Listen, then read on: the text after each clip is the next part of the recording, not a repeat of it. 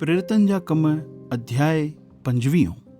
पौलुस जी रोम जे महाराजा वटि दरख़्वास्त करणु। राज्यपाल फेस्तुस यहूदा जे क्षेत्र में पहुचण जे 3 ॾींहंनि खां पोइ कैसरिया शहर खां यरूशलेम शहर में आयो। उते मुख्य याजक ऐं मुख्य यहूदी अगुआ पौलुस जे मथां इल्ज़ाम हणण लॻा।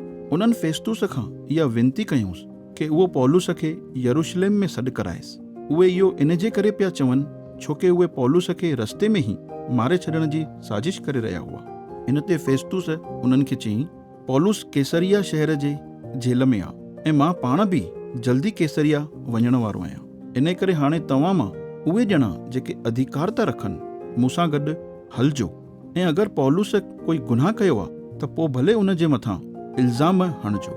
फेस्तुस कुझु 8-10 ॾींहं उन्हनि जे विच में रही करे कैसरिया शहर में मोटी आयो। पोइ ॿिए ॾींहं ते फेस्तुस जज जी कुर्सीअ ते वेही करे इहा आज्ञा ॾिनई कि पौलुस खे पेश कयो वञे। पोइ जॾहिं पौलुस पेश थियो त जेके यहूदी यरूशलेम मां आया हुआ उहे पौलुस जे आसे पासे में अची बीह रहिया ऐं संदसि जे मथां संगीन इल्ज़ाम हणण लॻा, पर उहे इन इल्ज़ामनि जो कोई सबूत न ॾेई सघिया। पौलुस पंहिंजे बचाव पक्ष में ईअं चयईं, मां न त यहूदियुनि जी व्यवस्था जे विरोध में, न ई मंदर जे विरोध में ऐं न ई रोम जे महाराजा जे विरोध में कुझु गुनाह कयो आहे। पर फेस्तुस यहूदियुनि खे ख़ुशि करण जे मक़सद सां पौलुस खे ईअं चयईंसि, छा तूं चाहीं थो कि तुंहिंजे मथां जेके इहे इल्ज़ाम लॻा आहिनि इन जी सुनवाई मुंहिंजे साम्हूं यरूशलेम शहर में थिए? इन ते पौलुस उनखे चयईंसि, मां रोम जे महाराजा जी अदालत में बीठो आहियां, सो मुंहिंजे मुक़दमे जी सुनवाई इते ई थियणु खपे। मां यहूदियुनि जे ख़िलाफ़ में कोई गुनाह न कयो आहे, इहो त तोखे बि ख़बर अथई। अगरि मां गुनहगार आहियां ऐं मौत जी सज़ा जे लाइक़ु कुझु कमु कयो आहे त मां मरण खां इनकार नथो कयां, पर जेके इल्ज़ाम इहे मुंहिंजे मथां लॻाए रहिया आहिनि, अगरि उन्हनि जो कोई सबूत कोन्हे त कोई बि मूंखे इन्हनि जे हवाले न करे सघंदो आहे। इन करे हाणे मां पंहिंजे मुक़दमे जे लाइ रोम जे महाराजा वटि दरख़्वास्त थो कयां। इन ते फेस्तुस पंहिंजी सभा जे माण्हुनि सां पौलुस जी ॻाल्हि खे खणी सलाह मशवरो कयईं ऐं पोइ पौलुस खे ईअं जवाबु ॾिनईंसि, तूं रोम जे महाराजा वटि दरख़्वास्त करण जी ॻाल्हि कई अथई, इन करे तोखे महाराजा वटि ई मोकिलियो वेंदो। राजा अग्रिपा ऐं बिरनीके जे साम्हूं पौलुस। कुझु ॾींहं गुज़रण खां पोइ राजा अग्रिपा ऐं उन जी भेण बिरनीके फेस्तुस जो स्वागत करण जे लाइ कैसरिया शहर में आया। पोइ उहे ॾाढा ई ॾींहं उते रहिया।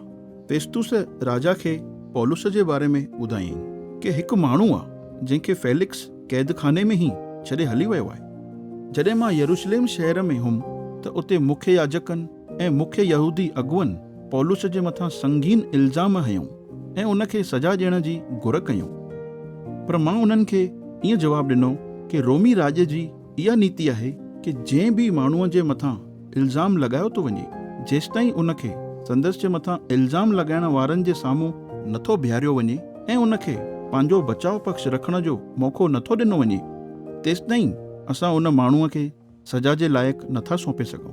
पोइ जॾहिं यहूदियुनि जा मुख्य अगुआ मूंसां गॾु हिते आया त मां थोरी बि देरि न कई, पर ॿिए ॾींहं ते अदालत में जज जी कुर्सीअ ते वेही पौलुस खे मुंहिंजे साम्हूं वठी अचण जी आज्ञा ॾिनी। इन खां पोइ पौलुस जे मथां इल्ज़ाम लॻाइण वारा उथी बीठा, पर जेके इल्ज़ाम उहे पौलुस जे मथां हणी रहिया हुआ उहे अहिड़ा संगीन न हुया जीअं मां सोचे रहियो हुउमि, पर उहे पंहिंजे यहूदी पंथ जी कुझु ॻाल्हियुनि खे खणी ऐं यीशू नाले जे हिकु माण्हूअ खे खणी जेको मरी वियो हो, पर पौलुस इहो दावो पियो करे कि उहो जीवित आहे। इन ॻाल्हि खे खणी उहे पौलुस जो विरोध पिया कनि। इन ॻाल्हियुनि खे खणी मां मुंझी पियो हुउमि कि इन्हनि जी जांच कीअं कयां।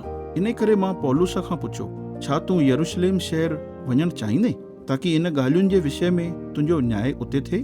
पर पौलुस इहा दरख़्वास्त कयईं कि संदसि जे मुक़दमे जो फ़ैसिलो रोम जे महाराजा जी अदालत में थिए। त इन करे मां इहा आज्ञा ॾिनी कि जेसिताईं पौलुस खे रोम जे महाराजा वटि न मोकिलियां तेसिताईं उहो क़ैदखाने में रहे। राजा अग्रिपा फेस्तुस खे चयईंसि, मां बि पौलुस जूं ॻाल्हियुनि खे ॿुधण थो चाहियां। इन ते फेस्तुस राजा खे चयईंसि, सुभाणे तूं उन जी ॻाल्हियूं ॿुधी वठिजांइ। पोइ ॿिए ॾींहं ते राजा अग्रिपा ऐं संदसि जी भेण बिरनीके वॾे शानो शौकत सां आया। उहे रोमी सेना जे वॾनि अधिकारियुनि ऐं शहर जे नामचिन माण्हुनि सां गॾु सभा भवन में दाख़िल थिया। तॾहिं फेस्तुस जी आज्ञा ते पौलुस खे पेश कयो वियो। पोइ फेस्तुस ईअं चवणु लॻो, हे राजा अग्रिपा ऐं हिते सभा में मौजूद सभई मानव वारो, तव्हां इन माण्हूअ खे ॾिसो, जंहिंजे बारे में यहूदी हिते कैसरिया में ऐं यरूशलेम में बि रड़ियूं करे मूंखां इहा घुर करण लॻा कि हे माण्हू ज़िंदो रहण जे लाइक़ु कोन्हे। पर मां इन में कोई बि अहिड़ी ॻाल्हि न पाती आहे जंहिंसां संदसि खे मौत जी सज़ा ॾिनी वञे। ऐं जॾहिं इन पाण रोम जे महाराजा वटि दरख़्वास्त कई त इन करे मां पौलुस खे उते मोकिलण जो फ़ैसिलो कयो आहे। पर मूं वटि इन पौलुस जे बारे में काई बि अहिड़ी पकी ॻाल्हि कोन्हे कि मां महाराजा खे लिखी मोकिलियां। इन करे मां पौलुस खे तव्हांजे साम्हूं ऐं ख़ासि करे हे राजा अग्रिपा तुंहिंजे साम्हूं घुरायो आहे कि सही तरीक़े सां जांचण खां पोइ मूंखे महाराजा खे लिखण जे लाइ काई अहिड़ी ॻाल्हि मिले, छोकी मुंहिंजे लाइ इहो वाजिबु कोन्हे कि हिकु कैदीअ खे उन जे मथां लॻायल इल्ज़ामनि जो सही तरीक़े सां वर्णन कए बग़ैर ई उन खे महाराजा वटि मोकिलियो।